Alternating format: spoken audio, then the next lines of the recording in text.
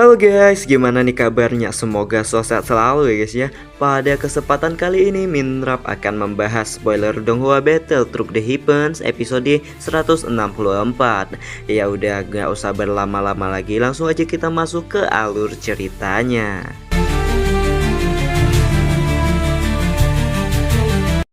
Setelah menghabisi Liu Chang layaknya seekor nyamuk, raksasa emas itu pun berdiri tegak di hadapan rombongan sekte bunga berada, yang dimana mereka sedang menatap ke langit ketika beberapa bayangan lainnya muncul di sana.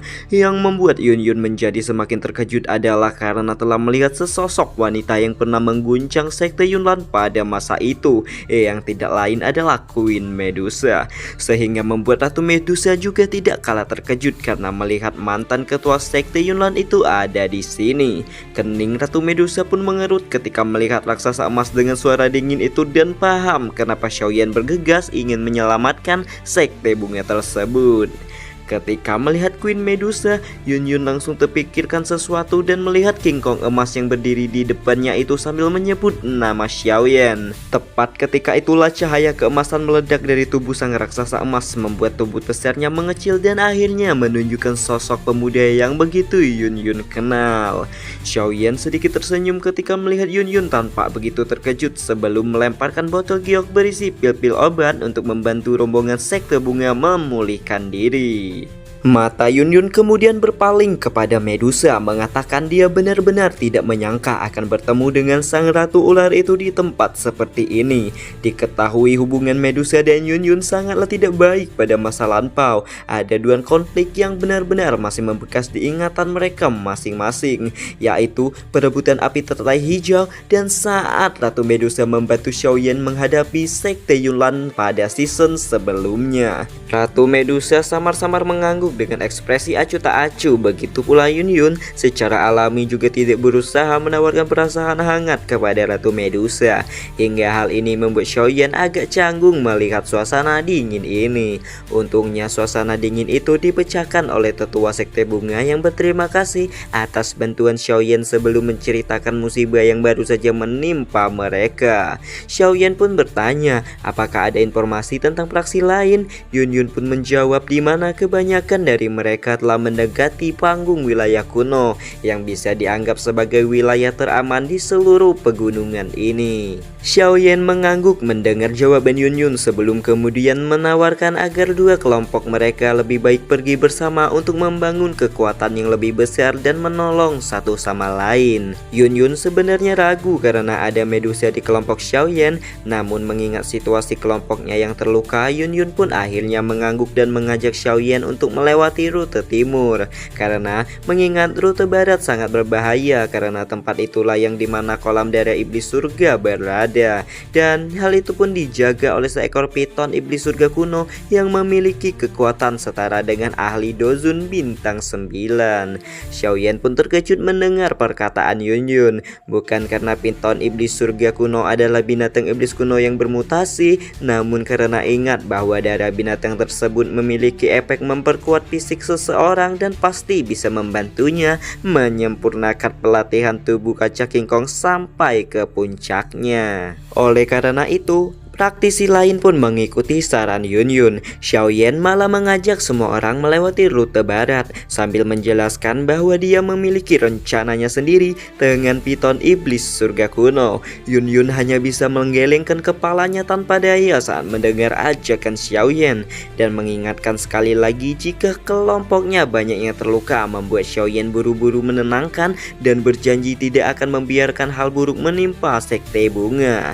Xiaoyan sembari tersenyum ketika meminta semua orang untuk beristirahat sejenak dan berangkat lagi setengah jam kemudian. Singkat cerita, setengah jam telah berlalu dan Xiaoyan hendak mengajak seluruh rombongan untuk melanjutkan perjalanan. Namun Xiaoyan merasakan aura lain mendekat dan buru-buru meminta semua orang untuk menyembunyikan aura mereka. Xiaoyan melihat ke atas dan melihat sekelompok orang melintasi langit dengan sayap warna-warni, di mana kelompok orang itu tidak lain adalah rombongan Peng Chin Er dan antek-antek Phoenix Iblis Surga. Yang membuat Xiaoyan terkejut saat ini, dia merasakan tekanan kekuatan kuno dari tubuh Peng Qin-er yang serupa dengan Xian dan membuatnya berpikir bahwa gadis itu telah berhasil membangkitkan garis keturunan Phoenix Surga kunonya. Setelah melihat musuhnya mengalami lonjakan kekuatan, Xiaoyan pun tidak ingin menunggu lebih lama lagi dan semakin berambisi meningkatkan kekuatannya sendiri dengan darah Piton Iblis Surga kuno demi mencapai Rana Dozun bintang 9 secepatnya. Singkat cerita, rombongan Xiaoyan telah tiba di kolam darah Iblis Surga tepat di mana penunggunya ialah Piton Iblis Surga kuno. Xiaoyan and the gang bersiap-siap menyerang binatang itu secara diam-diam, namun desis ular yang sangat mencengkam di telinga itu dulu terdengar, menandakan bahwa Piton Iblis Surga kuno telah mengetahui kedatangan rombongan Xiaoyan. Dan benar saja, setelah sebuah ekor hijau kehitaman mengayun ke arah rombongan Xiaoyan dan membuat Xiaoyan buru-buru mengaktifkan tubuh kaca King Kong untuk memblokirnya. Raksasa emas terdorong mundur beberapa langkah, sementara itu ular itu juga mengalami kerugian hingga membuat Piton Iblis Surga kuno meraung sangat marah dan seketika membuat gunung bergetar dan tiba-tiba muncul di hadapan semua orang dengan penampilan yang luar biasa menakutkan. Dengan sepasang mata merahnya yang besar nampak seperti dua bola darah yang mengambang di udara. Xiaoyan berteriak sekali lagi ketika mengajak teman-temannya menyerang bersama-sama, membuat Medusa mengangguk dan berubah menjadi wujud Piton penelan surga 7 warna, membuat keganasan Piton Iblis Surga langsung melemah. Bagaimanapun, Piton penelan surga adalah salah satu ras binatang iblis ular kuno terkuat di masanya, yang bisa disandingkan dengan ular surga kuno di masa lalu. Namun Piton Iblis Surga masih merupakan makhluk yang sangat kejam dan ganas, sehingga sedikit tekanan garis keturunan tidak akan dapat menghalangi niat membunuhnya. Apalagi Rana Ratu Medusa masih berada jauh di bawahnya, dan oleh karenanya Sang Ratu Medusa masih belum bisa memberikan tekanan yang cukup untuk binatang itu. Xiaoyan jelas tidak akan membiarkan Ratu Medusa baku hantam sendirian dan segera join ke pertarungan untuk melepaskan beberapa pukulan. Pukulan Xiaoyan menyebabkan kabur hitam di sekitar Piton Iblis Surga melemah dan akhirnya memudar, dan ditambah serangan gabungan sudah cukup menimbulkan kerusakan parah di tubuh Piton Iblis Surga tersebut.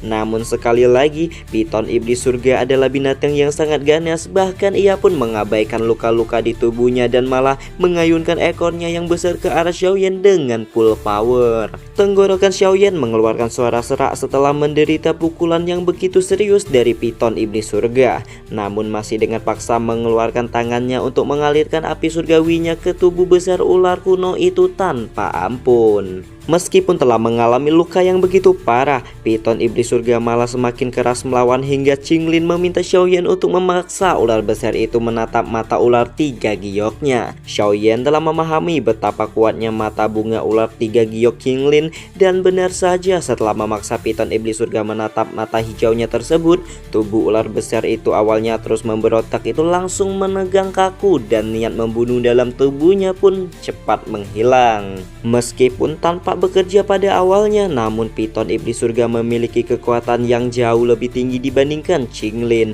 dan oleh karena itu mata bunga ular tiga giok pun dengan cepat menghilangkan efeknya. Xiaoyan mengalirkan lebih banyak api surgawi ke dalam tubuh Piton Iblis Surga dan meminta teman-temannya yang lain untuk membantu menekan ular kuno tersebut.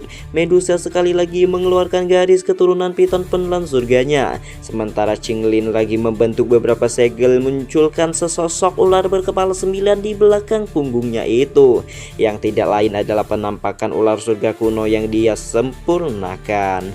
Menghadapi dua tekanan leluhur, garis keturunan ular kuno terkuat akhirnya membuat kedua mata Piton Iblis Surga menunjukkan ketakutan, membuat Qinglin segera memanfaatkan keadaan untuk mengaktifkan mata iblis dan membuat tubuh besar dari Piton Iblis Surga kuno berhenti bergerak dalam sekejap. Dengan demikian, Piton Iblis Surga kuno pun berhasil ditaklukkan.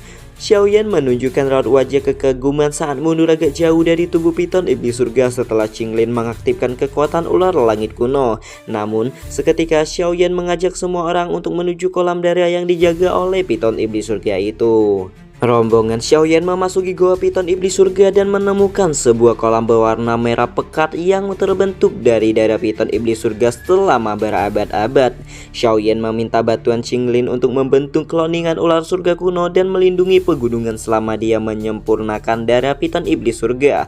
Medusa awalnya menunjukkan kekhawatiran saat bertanya apakah ada bahaya di dalam kolam darah itu. Namun setelah Xiaoyan mengatakan dia pasti dapat menaklukkan energi gelap dalam kolam, Queen Medusa pun bergerak mengikuti orang lain untuk keluar dan membiarkan Xiaoyan fokus dengan kultivasinya. 28 jam pun berlalu dalam sekejap mata. Sementara Xiaoyan berlatih dengan tenang, air di kolam darah telah berkurang setengahnya, dan ketika hari ketiga tiba, air di dalam kolam darah telah sepenuhnya habis. Aroma darah yang kaya menyebar dari tubuh Xiaoyan dan fluktuasi yang terlihat meledak sehingga mengubah tulang-tulang di kolam darah menjadi butiran tebu. Aura Xiaoyan melonjak keluar ketika membuka matanya setelah mengeluarkan raungan. Tubuhnya sekali lagi berubah menjadi raksasa emas. Sekarang ukurannya telah membesar lebih dari sebelumnya, menandakan bahwa saat ini transformasi tubuh kaca King Kong telah mencapai tingkat paling sempurna. Tubuh raksasa dengan pancaran warna emas itu membuat seluruh goa bergetar ketika menerobos paksa pegunungan dan mengeluarkan raungan tajam yang menggoncang dunia ketika tubuhnya mengambang di udara. Queen Medusa bergumam lembut saat dia merasakan aura Xiaoyan telah benar-benar melonjak drastis. Sementara itu anggota lainnya hanya bisa tersenyum dan melihat kecepatan pelatihan Xiaoyan yang sekarang telah resmi menyandang gelar sebagai Dojun Bintang 9. Berdasarkan perkiraan Xiaoyan, jika dia benar-benar melepaskan tubuh kaca King Kong dan menggunakan tato klannya serta berbagai keterampilan tingkat tinggi Xiaoyan miliki, dia yakin mampu melawan ahli di tingkat Lana Dojun Bintang 9 puncak, bahkan Rana Banseng sekalipun. Karena sudah menunda perjalanan selama 52 jam, Xiaoyan pun mengajak semua orang untuk bergegas ke pegunungan kuno dan mereka pun berangkat. Xiaoyan bertemu dengan beberapa praksi yang tidak dia kenal, namun ternyata memiliki begitu banyak ahli tingkat tinggi sehingga membuat Xiaoyan benar-benar percaya pada reputasi dataran tengah yang dikatakan menyimpan begitu banyak ahli tersembunyi. Kelompok Xiaoyan menghabiskan 48 jam bepergian tanpa halangan sebelum mereka secara bertahap memasuki pegunungan wilayah kuno dan melihat sebuah alun-alun besar yang dipadati oleh banyak orang. Mata Xiaoyan mengabaikan kerumunan itu dan mencium aroma darah binatang buas yang begitu pekat, membuatnya paham jika sepertinya orang-orang di wilayah kuno ini telah bekerja sama untuk menghabisi beberapa binatang iblis yang kuat. Xiaoyan memimpin rombongan mendekat ke alun-alun, membuat semua mata orang tertuju pada kelompok mereka, di mana tiga wanita yang sangat cantik dan bertanya-tanya dari kekuatan manakah mereka ini. Bahkan Xiaoyan dikira budak dari para gadis itu. Xiaoyan melewati begitu banyak orang namun tidak mengenal satupun di antaranya, sampai menemukan bahwa ada patung batu setinggi beberapa meter yang diduduki oleh beberapa orang dengan aura kuat yang luar binasa. Ketika melihat kelompok itu, senyuman semeringah pun muncul di wajah Xiaoyan, terutama ketika melihat wanita berdres hijau yang tidak lain sang tuan putri dari klanku, yang siapa lagi kalau bukan nona muda Gusun Er. Namun baru saja Xiaoyan hendak melangkah ke arah rombongan klanku berada, suara menggema terdengar di udara menyebut namanya dengan nada tajam, di mana suara dingin itu adalah suara manis nan tajam dari generasi muda terkuat suku Phoenix Iblis Surga alias Nona Peng Qin Er.